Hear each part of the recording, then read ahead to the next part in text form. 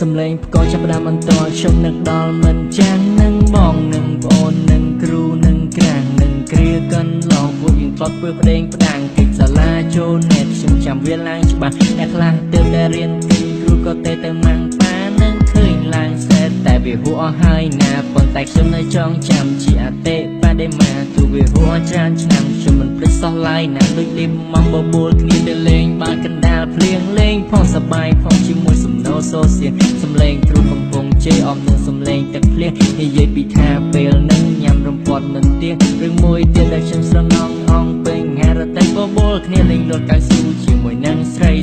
លេងប៉ូលីសចាប់ចោលហើយនឹងលេង